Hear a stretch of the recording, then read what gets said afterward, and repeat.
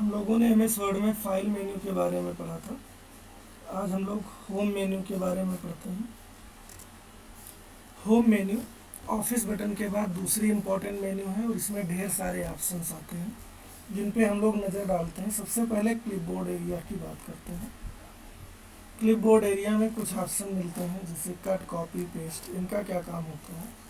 जब हम मैटर के साथ कोई एडजस्टमेंट करते हैं, मतलब यहाँ का डाटा वहाँ, वहाँ का डाटा यहाँ, तो ऐसे में इसकी ज़रूरत पड़ती है। जैसे हम आपको बताते हैं, हमको ये line on the insert tab यहाँ से हटा के यहाँ लास्ट में लानी है, तो हम इसको यहाँ से पहले सेलेक्ट करेंगे।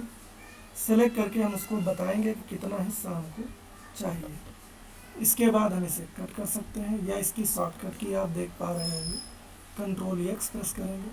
कट करने के बाद ये देखो यहाँ से हट गया, और जहाँ भी आपको लाना है वहाँ पे आप कर्सर रखिए। स्पेस प्रेस किया और हमने इसको, स्पेस प्रेस करना ज़रूरी नहीं है, पेस्ट कर सकते हैं। पेस्ट के लिए इंसर्ट बटन भी दबाई जा सकती है, या Ctrl+V पेस्ट की शॉर्टकट की होती है। तो आप देख पा रहे हैं यहाँ पे आ गया। अगर आपको ये चीज़ यहाँ भी रखनी है और वहाँ भी ले जानी है, तो आप इसे कट की बजाय कॉपी कर सकते हैं। कॉपी करने के बाद आप जहाँ ले जाना चाहें वहाँ पे आप इसको पेस्ट कर सकते हैं। तो कट में वो डाटा मूव हो जाता है, कॉपी में वहीं रहता है, मूव नहीं होता है। अब मान लीजिए इसमें जो ये डाटा लिखा हुआ था, ये कई टॉपिक का लिखा हुआ था। फंडामेंटल, ठीक, इसके बाद ऑफिस,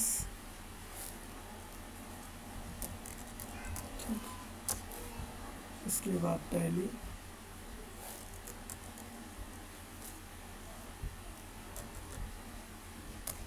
ये इनके टॉपिक नेम थे। और थोड़ा नहीं, बहुत ज़्यादा लिखा हुआ था इन सब के बारे में। तो हम इन हेडिंग वर्ड्स को थोड़ा बोल्ड कर देते हैं, बोल्ड में मोटे लिखेंगे, हाईलाइट होने लगेंगे। ऑफिस को भी हमने बोल्ड कर दिया और टैली को भी हमने बोल्ड कर दिया। इसके अलावा हम यहाँ पे मैटर थोड़ा और बढ़ा देते हैं, यानी इसी मैटर को कॉपी करते हैं और कॉपी करने के बाद इसको कई बार पेस्ट कर देते हैं। तो फंडामेंटल का भी मैटर थोड़ा ज़्यादा हो गया। सेम यही ऑफिस के साथ करते हैं, ऑफिस का भी मैटर थोड़ा ज़्यादा हो गया। और सेम यही हम टैली के साथ करते हैं। इस फाइल को सेव कर देते हैं डेस्कटॉप पे, किसी भी नाम से सेव कर देते हैं, फंडामेंटल नाम से भी सेव कर देते हैं। ये फाइल हमारी डेस्कटॉप पे सेव हो गई। अब इसमें जैसे हम बात करते हैं क्लिपबोर्ड की, आप देख पा रहे होंगे फॉर्मेट पेंटर के नीचे क्लिपबोर्ड लिख के आ रहा है। क्लिपबोर्ड का क्या काम है? जैसे मान लीजिए हमने इसको कॉपी किया, सेलेक्ट किया, सेलेक्ट करने के बाद कॉपी किया। इसे पेस्ट ना करके हमने कोई दूसरा वर्ड कॉपी कर लिया, सपोज दैट हमने टैली कॉपी कर लिया। माउस की बाई बटन दबा के आपको ड्रैग करना, वो कॉपी सेलेक्ट हो जाएगा, फिर कॉपी कर लिया। अब जब हम पेस्ट करेंगे तो पेस्ट हमेशा रिसेंट कट और कॉपी डाटा को ही पेस्ट करता है। तो रिसेंट में कौन सा है? टैली। अब अगर हम पेस्ट करेंगे तो यहाँ पे जाहिर सी बात टैली आएगी। अब कोई हमसे कहे कि नहीं हमें तो फंडामेंटल पेस्ट करना है, तो आप कहेंगे ठीक है, हम फंडामेंटल को कॉपी करके पेस्ट कर दे रहे हैं। तो कहे नहीं, हमको बिना कॉपी करे पेस्ट करना है।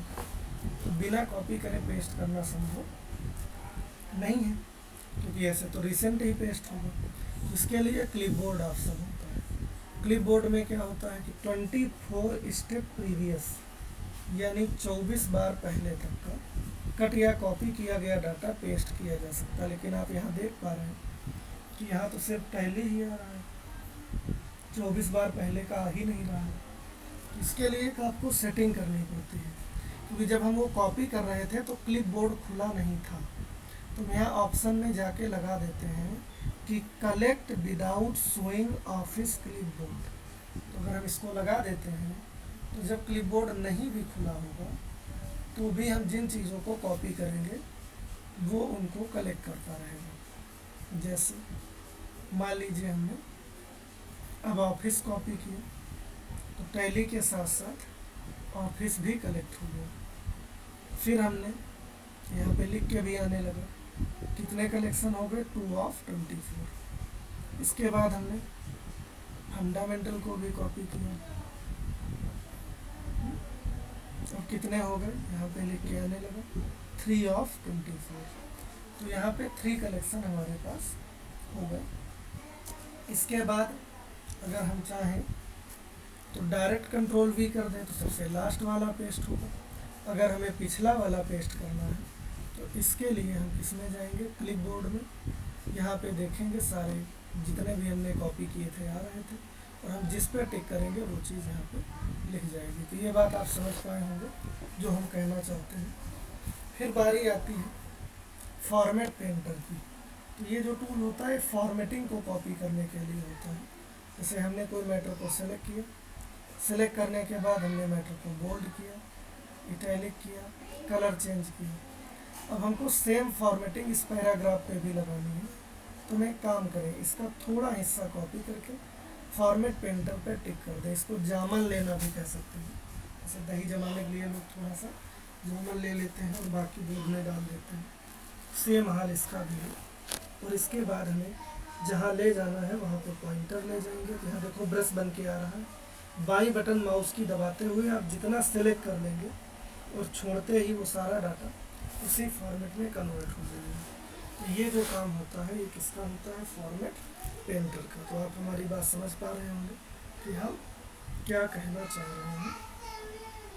इसके बाद कुछ ऑप्शन और फॉर्मेटिंग से जुड़े आते हैं जो हम आपको बता देते हैं। आपको हमने बोल्ड करना बता दिया, इसमें मैटर थोड़ा मोटा दिखेगा। शॉर्टकट की कंट्रोल भी होती है। इटैलिक करना बता दिया। हम आपको अंडरलाइन करना बता देते हैं। अंडरलाइन में मैटर जो है अंडरलाइन हो जाएगा, उसके नीचे एक लाइन आएगी। स्ट्राइक थ्रू, जैसे अगर हमें किसी मैटर को कटा हुआ दर्शाना है कि यहाँ पे डॉक्यूमेंट नहीं कोई और चीज़ होनी चाहिए, तो आप उसको सेलेक्ट करके उसको क्रॉस कर सकते हैं।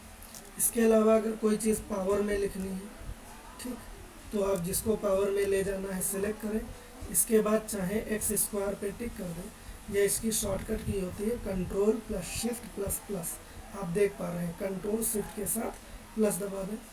इसी तरह से फिर नीचे आने के लिए चाहे इसे अनमार्क कर दें। इसी तरह अगर आपको बेस में लाना है कोई चीज़, तो बेस में लाने का तरीका भी वही होता है। आप एक काम करें, जिस चीज़ को बेस में लाना है उसको पहले सेलेक्ट कर लें, और सेलेक्ट करने के लिए सब स्क्रिप्ट पे टिक कर दें, या इसकी शॉर्टकट की होती है control plus is equal to.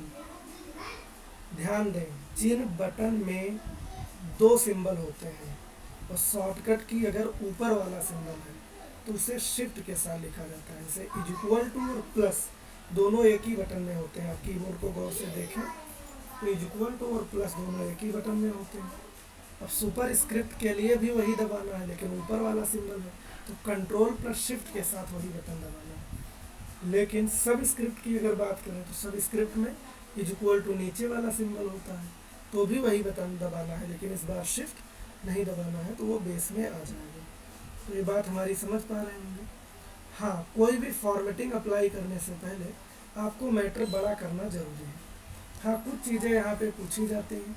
By default font name, तो अगर आप माइक्रोसॉफ्ट ऑफिस यूज़ करते हैं तो इसमें कैलिब्री लगा होता है, जबकि पुराने वर्जन में टाइम्स न्यू रोमन लगा होता था।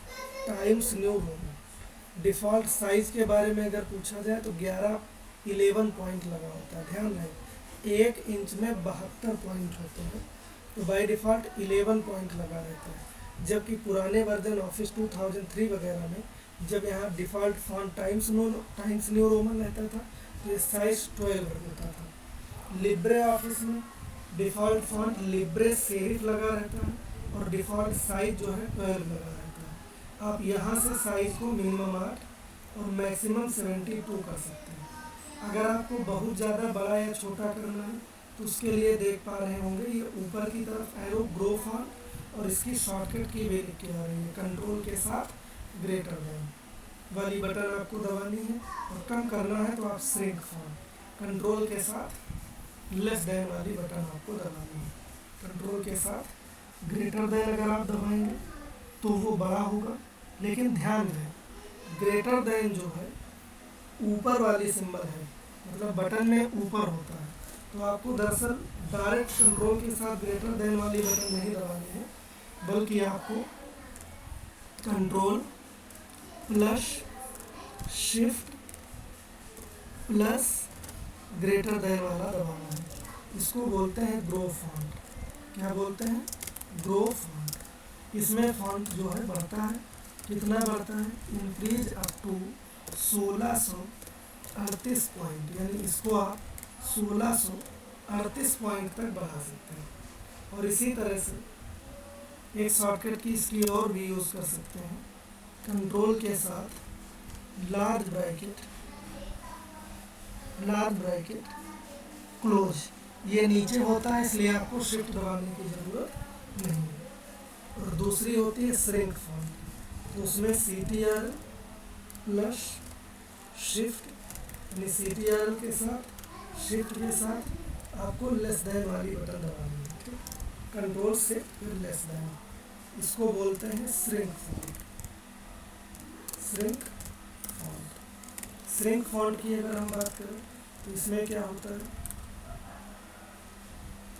डिक्रीज अप टू कितने तक कम कर सकते हैं? 1 पॉइंट, यानी इसको आप 1 पॉइंट तक ला सकते हैं। इसमें आप शॉर्टकट की के तौर पे कंट्रोल के साथ लेस देन का भी इस्तेमाल, मतलब लार्ज ब्रैकेट ओपन का भी इस्तेमाल कर सकते हैं। बाकी आप यहाँ से टिक भी कर सकते हैं। फिर बारी आती है टेक्स्ट हाइलाइटर की। जैसे हम कोई मैटर पढ़ रहे होते हैं और पढ़ने के दौरान हमको इम्पोर्टेंट मार्क करना हो तो हम इस टूल को टिक कर लें, कलर जो चाहे यहाँ से ले लें, है ना? वैसे येलो लगा रखा है, इस टूल को टिक कर दें। टिक करने के बाद आप पॉइंटर को लाएं और जितना आपको लगता है कि ये इम्पोर्टेंट है उसको आप सेलेक्ट कर लें और छोड़ दें। छोड़ते ही वो उसको हाईलाइट कर देगा। ये काम टेक्स्ट हाइलाइटर का होता है। बाकी फॉन्ट कलर यहाँ से आप चेंज कर सकते हैं, इतने सारे आते हैं। बाकी मोर कलर में भी जाके बदला जा सकता है, तो यहाँ से हम फॉन्ट का कलर बदल सकते हैं। उसके लिए भी पहले मैटर को सिलेक्ट करें, जितने फॉन्ट का कलर बदलना है। सिलेक्ट करने के बाद आपको फॉन्ट का कलर क्या रखना है ये आप यहाँ से चूज कर सकते हैं। फिर ये आता है इरेज फॉर्मेटिंग, तो इसमें कुछ चीज़ें छोड़ के ज़्यादातर फॉर्मेटिंग को अगर आपको इरेज करना हो तो इसके लिए आप यहाँ से इरेज फॉर्मेटिंग का इस्तेमाल कर सकते हैं। आप सारे मैटर को सेलेक्ट करें और इसके बाद इरेज फॉर्मेटिंग पर टिक कर दें, तो बहुत सारी फॉर्मेटिंग जो है इसमें से इरेज हो जाएगी। आप देख पा रहे हैं जो भी हमने बोल्ड इटैलिक फलाना ढुका किया था, सिर्फ हाईलाइट छोड़ के सारा का सारा इरेज हो गया। फिर इसके बाद आता है चेंज केस। ये जो टूल है चेंज केस, आप देख पा रहे होंगे CHNG। इसकी शॉर्टकट की जो होती है चेंज केस की, वो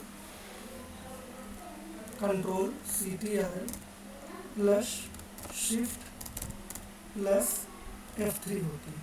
काफ़ी इम्पोर्टेंट टूल है। इसका यूज़ क्यों करते हैं? मान लीजिए आपने सारा डाटा जो लिखा है ये सेंटेंस केस में रहता है। सेंटेंस मतलब हर सेंटेंस का पहला अक्षर कैपिटल, फिर जहाँ फुल स्टॉप होगा स्पेस के बाद फिर पहला अक्षर कैपिटल। आप इस केस को बदल सकते हैं। अगर आप अपर केस लगा देंगे सारा कैपिटल हो जाएगा, अगर आप लोअर केस लगा देंगे सारा स्मॉल हो जाएगा, अगर आप कैपिटलाइज ईच वर्ड लगा देंगे तो हर वर्ड का पहला अक्षर कैपिटल हो जाएगा। ऐसा टाइटल केस या प्रॉपर केस में होता है। तो हम टाइटल देते हैं तो अक्सर ऐसा करते हैं। इसके अलावा टॉगल केस, इसमें कैपिटलाइज ईच वर्ड का अपोजिट होता है। हर वर्ड का पहला अक्षर स्मॉल और बाकी सब कैपिटल हो जाएंगे। बाय डिफ़ॉल्ट जो यहाँ पे लगा रहता है वो क्या लगा रहता है? दरअसल सेंटेंस केस लगा रहता है। तो ये काम चेंज केस का होता है। बाकी अगर आपको ज़्यादा फॉर्मेटिंग करनी है तो आप यहाँ से कंट्रोल D प्रेस करके इसके मेन विंडो को खोल सकते हैं। इसमें फॉन्ट नेम क्या रहेगा, स्टाइल क्या रहेगी, बोल्ड इटैलिक, तो जो भी सेलेक्ट है आप उस पर स्टाइल अप्लाई कर सकते हैं। इसके अलावा स्ट्राइक थ्रू भी बोला, एक लाइन क्रॉस आएगी। अगर आपको 2 लाइन क्रॉस करना तो डबल स्ट्राइक थ्रू कर सकते हैं। सब स्क्रिप्ट सुपर स्क्रिप्ट हमने बताया। पावर में ले जाने के लिए सुपर स्क्रिप्ट, बेस में लाने के लिए सब स्क्रिप्ट। हाँ, इनके बारे में बता देते हैं। शेडो, इससे थोड़ा मैटर में परछाई बन के आएगी, आपको लग रहा होगा। थोड़ा साइज बड़ा कर लेते हैं तो आपको शेडो समझ में आएगा। तो हल्का सा शेडो टाइप का आएगा। इसके अलावा अगली चीज़ आती है आउटलाइन। इसमें मैटर डबल डबल लाइन में आएगा, आप देख पा रहे होंगे सारा मैटर डबल डबल। बाकी इसमें टिक करने के बजाय कंट्रोल डी प्रेस करके भी आप आ सकते हैं। इसके अलावा इम्बोस, इसमें मैटर थोड़ा ऊपर की तरफ शेडो बन के आएगी, जिसे वॉल में लिखा होता है कि पीछे परछाई आ रही हो, ठीक इस तरह से आएगा। इसके बाद इनग्रेव, इनग्रेव भी इसी का तरह होता है, बस परछाई जो है वो नीचे एरिया में आती है, नीचे की तरफ परछाई बनती है, तो ये काम इनग्रेव का होता है। इसके अलावा स्मॉल कैप्स और ऑल कैप्स, इनमें से कोई भी एक ऑप्शन लगा देंगे तो कैप्स लॉक का काम खत्म हो जाएगा। चाहे कैप्स लॉक ऑन हो या ऑफ हो, ये कैपिटल ही लिखेगा। बस जब स्मॉल कैप्स लगा होगा तो छोटा लिखेगा, ऑल कैप्स लगा होगा तो थोड़ा बड़ा लिखेगा, और सारा कैपिटल ही लिखेगा। तो ये काम कर सकते हो, और हिडन टेक्स्ट से सारा मैटर गायब हो जाएगा। एक चीज़ और हम आपको बताते चले, कैरेक्टर स्पेसिंग। कैरेक्टर स्पेसिंग में दो तरह की होती है, स्पेसिंग और पोजीशन। स्पेसिंग में दो तरह की होती है, एक्सपेंडेड और कंडेंस्ड। इस पर एक्सपेंडेड करके आप इसमें से कैरेक्टर के बीच के स्पेस को कम ज़्यादा कर सकते हैं। अब अगर आप बढ़ाओगे तो ये कैरेक्टर दूर दूर आएंगे, अगर आप यहाँ से स्पेसिंग हटाओगे तो ये कैरेक्टर नज़दीक नज़दीक आएंगे, ठीक। तो ये आप देख पा रहे हैं, बाय डिफ़ॉल्ट स्पेसिंग 1 पॉइंट लगी हुई थी। अगर एक्सपेंड की बात करें तो हम नॉर्मल लगा देते हैं। पोजीशन से लाइन स्पेसिंग, मतलब लाइनों के बीच का वर्टिकल स्पेस कह सकते हो, घटता रहता है। तो अगर आपको बढ़ाना है तो आप रेज्ड लगा दीजिए, और कितने पॉइंट आपको बढ़ाना है तो इससे जो लाइनों के बीच का गैप है उसमें प्रभाव पड़ेगा। तो ये मेरा अंतर होता है कैरेक्टर स्पेसिंग और लाइन स्पेसिंग में। फिलहाल हम दोनों को नॉर्मल ही लगा देते हैं, तो समझ पा रहे होंगे। फिर आती है पैराग्राफ अलाइनमेंट। पैराग्राफ अलाइनमेंट में 4 होती हैं। बाय डिफ़ॉल्ट लेफ्ट लगा रहता है ताकि सारा मैटर लेफ्ट से अलाइन रहे और लेफ्ट से लिखे। अगर आप सेंटर लगा देते हैं, शॉर्टकट की कंट्रोल लेफ्ट की CTRL+L होती है, देख पा रहे होंगे आप। सेंटर की कंट्रोल E होती है, राइट की CTRL+R होती है, और जस्टिफाई की CTRL+J।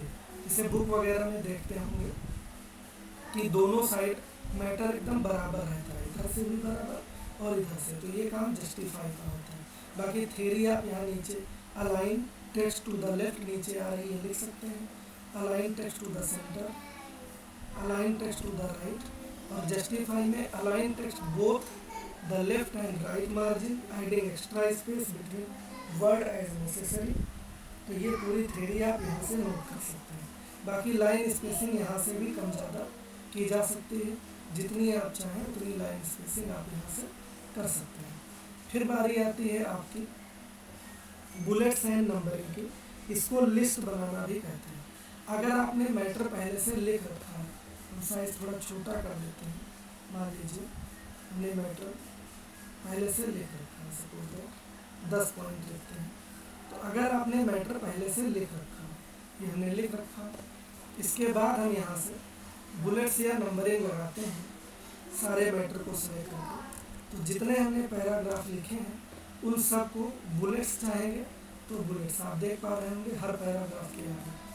हर पैराग्राफ की शुरुआत इंटर करने से होती है। जहाँ जहाँ आपने इंटर करके लिखा होगा उसे वो न्यू पैराग्राफ मान लेगा, और नंबर चाहें तो वहाँ पे ये नंबर अपने आप ले लेगा। और अगर मैटर आपने पहले से नहीं लिखा तो ऐसा भी कर सकते हैं कि आप पहले से जो मन करे वो बुलेट स्टाइल यहाँ से चुन लें। अगर आपको सब नंबर भी लाना है तो आउटलाइन से जाके स्टाइल चुनें, ठीक है, कौन सी आउटलाइन स्टाइल आपको लानी है।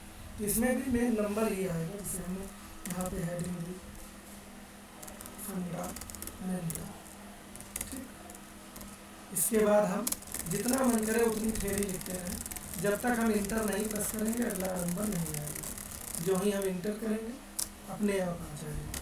अब हमने जैसे दे दिया डिजिटल कंप्यूटर।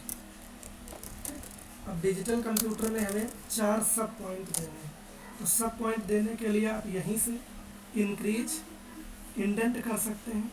आप सब पॉइंट में चले जाएंगे, डिक्रीज इंडेंट, फिर मेन पॉइंट में आ जाएंगे। या इंक्रीज इंडेंट, यानी सब नंबर पे जाने के लिए आप टैब दबा सकते हैं, वापस मेन नंबर पे आने के लिए शिफ्ट प्लस टैब दबा सकते हैं।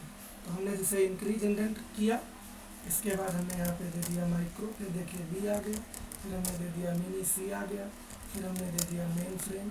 ठीक, आप देख रहे हैं आ रहा होगा अपने आप सुपर। ठीक, अब हमको मेन नंबर पे आना है तो हम शिफ्ट के साथ टैब दबा देंगे, फिर मेन नंबर पे आ जाएंगे। ठीक, तो इस तरह से आप जो मन करे यहाँ पे डाटा जो है ऐड कर सकते हैं। जब आपको नंबरिंग ना करना हो, आप बैक स्पेस से इसको मिटा दीजिए, इसके बाद इंटर करें चाहे हाई स्कूल, यहाँ पे कोई नंबर प्रिंट नहीं होगा। बाकी ये जो टूल है, ठीक है, ये फिल का होता है, इससे भी आप बैकग्राउंड कलर चेंज कर सकते हैं। इसके बारे में भी हम आपको बाद में बताएंगे। थोड़ा जितना मैटर लिखा है बैकग्राउंड कलर चेंज हो गया। टेबल बनाना भी आपको बाद में बताएंगे, और टेबल के साथ आरोही और अवरोही क्रम में करना भी आपको बाद में बताएंगे। तो कुछ टूल ऐसे हैं जिनके बारे में हम आपको अभी बाद में बताएंगे। ठीक है, तो इतना आप वीडियो देखिए और इसका आप प्रैक्टिकल